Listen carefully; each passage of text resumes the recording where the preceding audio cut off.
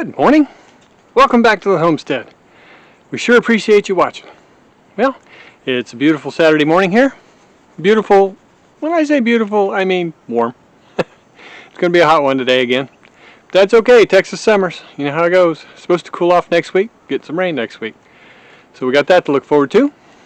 One of the things I'm going to do right now is I've pulled the electronic mouse / rat trap out of the bay that we've had it in this whole time, and we've caught numerous vermin in there. I'm going to clean it up, put new batteries in it, and move it to the other side of the RV, the bay next to the propane tank. Last time I was in there, which was when I was fixing all those locks so that we could go, hello wasp, so that we could take the RV and get it inspected. When I say locks, I mean the bay door locks. I had opened that one and there was rat droppings in there. Not mouse droppings, rat droppings in there. We haven't really seen any other evidence of that or even heard it, because usually when you have a mouse or a rat, you hear them chomping on things. But just to be safe, I'm going to clean it out a little bit and then move the rat trap over to that side with fresh batteries in it. That way, if there is something in there, maybe it'll find the trap. So this is the trap. It's called the Ultra rodent trap. This is an electronic trap. So they go in here, the lid comes off, there's a power switch here. Not a good thing. And then this comes off. And that's the inside of the trap right there. You can see the food over here, the entranceway right here. And when they go toward the food, which is over here, they basically just get electrocuted. Puts them to sleep, they're done. They must get hit pretty hard and pretty fast because they don't really move. They just kind of fall over on their side. Doesn't look like it's been really traumatic for them. Not nearly as traumatic as the damage they've done before we got this guy. Anyway, previous electronic trap we had was different than this one. It had a trap door, so they'd go in and they couldn't get out. The problem was the pack rat, which is a lot bigger rat, got in there and didn't get electrocuted. The batteries must have been low, so it only got mildly electrocuted. Anyway, it got stuck in there and it actually ate a hole through the plastic trap, right through the side of it, and destroyed the trap. When he did that, it disconnected a bunch of the electronic stuff, and I couldn't get it to work again. So we had to throw that one away. That was $69 in the garbage. This one here, however, has proven to be very reliable and seems to work as long as you remember to put batteries in it. The batteries last a long time, depending on how many critters you zap. If you don't zap any, 3 months or so, the batteries are usually still pretty good. But you do at some point want to replace them because they get weak over time and they won't do the whole job. So that's what I'm going to do right now.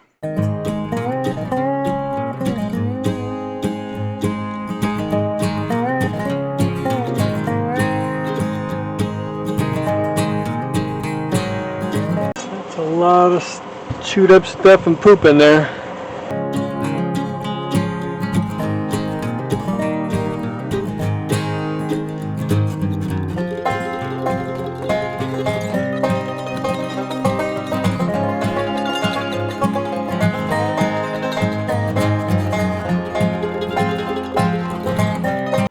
So I don't know how well you saw in there, but there's a lot of poop in there. And some shreddings too, so I am going to go find my shop vac. I think it's in my shop. Makes sense, shop vac in my shop. Anyway, I'm going to go find that and vacuum it out. I think I'm going to pull all the cardboard out as well. We have the cardboard stored in the bottom of the RV. Two reasons. At the time we put it in there, which was last year or so, before last winter, we didn't have a place to put it to keep it dry and safe. The second reason was we thought if we filled the bays with cardboard insulation, that it would help keep us warmer in the wintertime. I think it did. I don't know, but we're going to need this cardboard for the insulation on the cottage that we're currently working on, the one I still need to put the roof on once I get off light duty. I think I'm going to go ahead and just take it out, set it aside, and then I'll put it in that cottage along with the cardboard that Brenda already put in there that was stored in the shop. She pulled that out last week while she was here and I wasn't. And I walked in the shop yesterday afternoon and it was like, wow, there's a lot of cardboard missing and a lot more room for me to clean things up. So yay for that. Thank you to her. So I think at the moment though, I'm going to go find my shop vac, plug it in, and clean the outside edges of this up. And then I'll pull the cardboard out and insulation or whatever else is in there and vacuum the rest of it out so that it's nice and clean. Maybe attack any mouse urine spots or whatever, I don't know, with some cleaner, and then I'll set the trap in there and shut the doors. These are pass-through bays. Most of them go all the way through the other side of the RV. Not all of them, because the next set of bays back is the water bay. So that's where the big water tank is, and all the plumbing and the holding tanks and everything is all in those series of the next two bays. So, but for now, let me go see if I can find that shop vac so we can get on this. Let's get you in here so you can see what I'm seeing. So we pretty much have to get everything out of there to make sure there's no damage to the actual RV itself.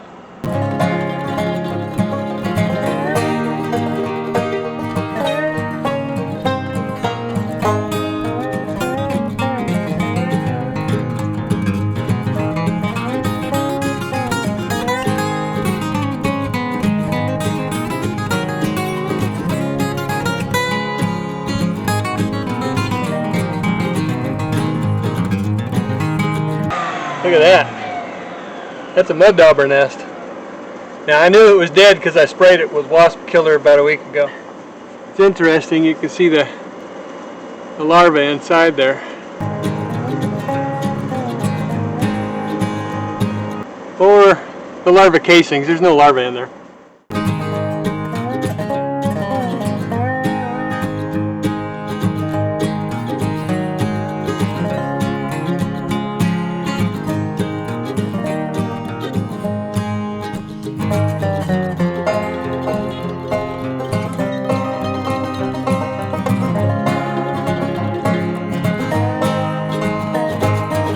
Okay, that does it for this side.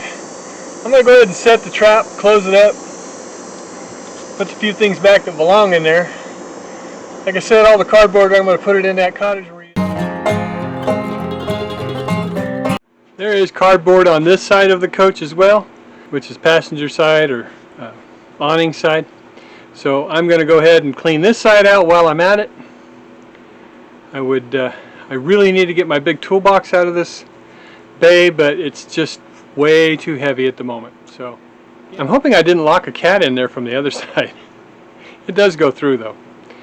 So I'm going to open these doors, get the cardboard out of there, and then vacuum it out as well. Okay, got all the big stuff out. Just need to suck up the stuff I don't want to touch.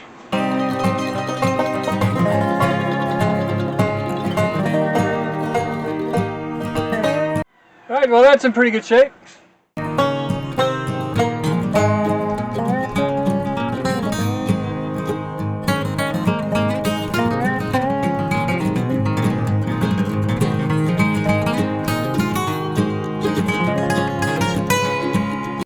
Well, what we have here is a dead, decomposing rat. Doesn't smell real bad, but I'm going to put it in this anyway and put it in the garbage.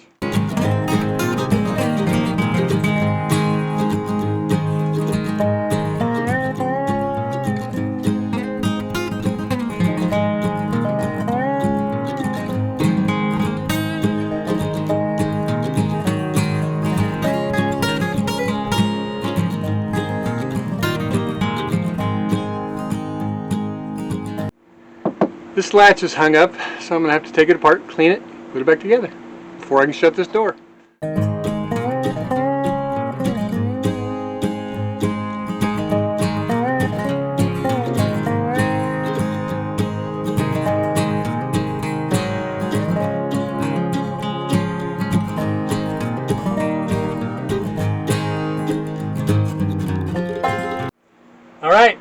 we're good to go.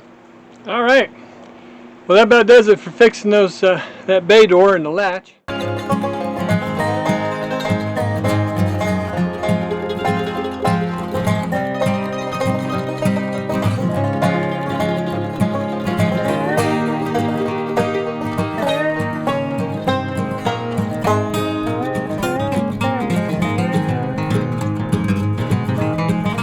I'm going to work on the plumbing that I worked on last week, that the video happened to just go poof into wherever videos go when they die before they get published. Anyway, so in that video that disappeared, I moved the faucet, the original faucet that I'd put in, and I moved it to the edge of the yard over there next to the fence, so that way it wasn't right in the middle. If you look, you'll notice that the meter is still in the center of the yard. I can't move that. That would be the water company has to move that, and I'm afraid they'll just charge us a whole bunch of money. So we'll just drive over it and pretend we don't know it's there, and hopefully don't run over the top of it. Anyway, the shutoff valve, our main shutoff valve, not the main, but the one that we have access to, is right next to that and down in the dirt, buried about, I don't know, a foot and a half. Anyway, after I did all the plumbing, I put a plastic bucket over the top of it. It was short, and then put a piece of wood over it, and then buried it with dirt so we could level it out and that kind of stuff. Now I need to dig it up because I bought an actual bucket. No idea where I left it. I had it with me a second ago, and I don't now. I'll have to go find it. Anyway, I bought a service bucket. Or a service box, so that I can put it over that valve, and the top of it is flush with the dirt, so we can pop the lid open, reach down in there, and shut the main off to our property anytime we need to. Beats the heck out of trying to dig it up. You know, if a water line breaks or something like that and we need to just kill the water supply, or we need to extend the water supply somewhere else, then we can shut the main off, and so that gives us quick and easy access. So I do have to dig it out, though. I got to dig down a little bit, pull the wood up, and then dig the hole around it so that I can put this box down in there. I'm going to go find the box now so you can see it, and so I know how big I need to dig the hole. Be right back.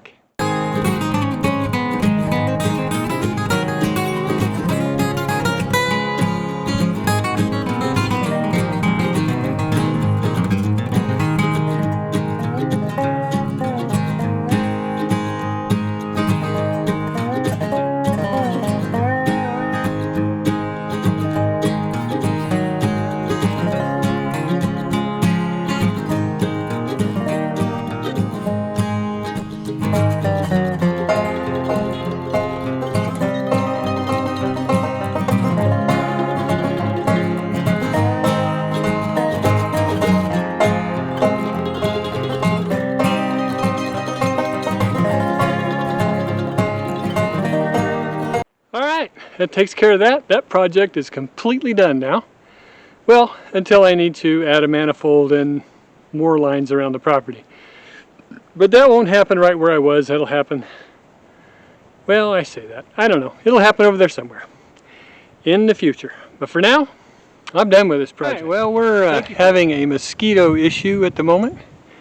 And it's due to the pond behind our property there. It's a big pond, but it is completely algaed over, and it's a mosquito breeding ground. So I have these rings, anti-mosquito rings, and I'm going to throw them in the pond. I've got 4 of them, which probably isn't nearly enough for the whole pond, but maybe I can get, maybe it'll take care of our portion of it. I don't know. It's worth a shot. So come with me, I'll show you the pond. Show you what we're doing. Alright, so there's our pond, or not our pond, but the pond behind our property. Because it sits in a little valley right here and it's completely surrounded, the wind doesn't get to the top of it very often. If it had wind getting to it, then it wouldn't slime over like it is.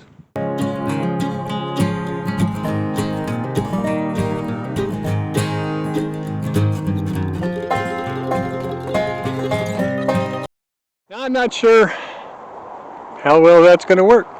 But it's going to work better than nothing at all. I'm convinced of that. So let's get out of this chigger infested area and head back to our property. Brenda has requested of me a while back to put screens on all of the cottages. This one she's going to work on tonight, work in tonight, and has requested that I actually finally get the screen up. So that's what I'm going to do.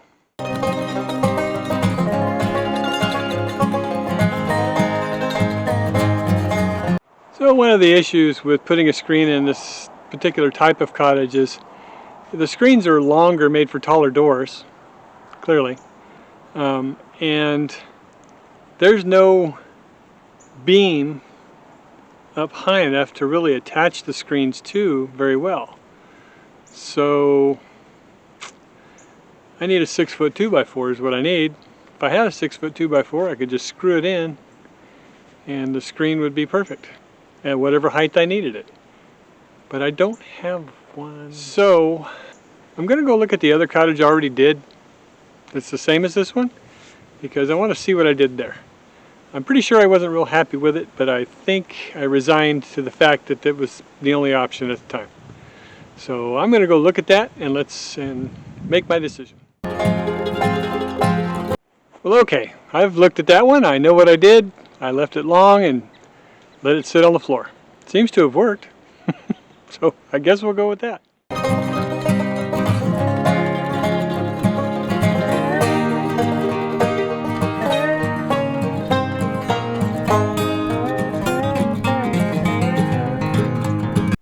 Okay, so what I'm doing with all the hammering, there's a big wide industrial strip of hook and loop, or what do they call that stuff? Anyway, it's that hook and loop material. And so it has self-adhesive on it, and it's really sticky. The problem is I'm sticking it to bare wood, and it won't last, especially in the heat. It does come with some push pins type of things, and so I had to hammer those in to make sure that that doesn't sag. I don't know yet how I'm going to seal the sides or attach the sides, but I will be able to at least get the top on.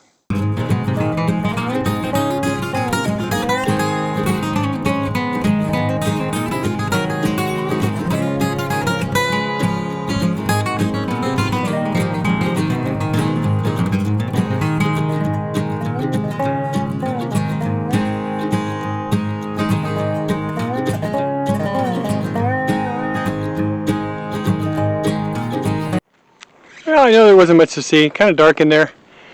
Apologize for that. Maybe the next one I do, it'll be daylight, and I can get you in there and you can see what I did. It's okay. Hook and loop, Velcro. Just so you know. I'm not sure where hook and loop came from, but Velcro. Anyway, I did Velcro the sides as well. I didn't have any tacks to put in there, and oh yeah, tacks, not push pins. Anyway, I didn't have any tacks to put on the side, so I just stuck them to the wood. I don't know, they may hold for a while. I'm thinking though, like tomorrow when the heat gets up to 98 degrees, they may cut loose. I'm not sure.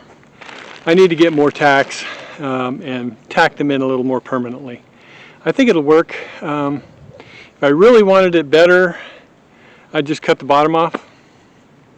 Problem is the bottom has a nice sewn edge on it, so I'm not sure that's a good idea either. What holds the screen together is magnets. There's magnets sewn on both sides in the where it seams in the middle, and they go whoop and make it stay tight. It already kept one big bug out, so there you go. It's doing its job. Sorry, sidetracked. Squirrel! Just kidding. Anyway, thanks for watching. Sure appreciate you. I'm going to sign off now. Don't forget to like, subscribe, hit that notification bell, leave us a comment. We'll see you next time on the Homestead. Bye now.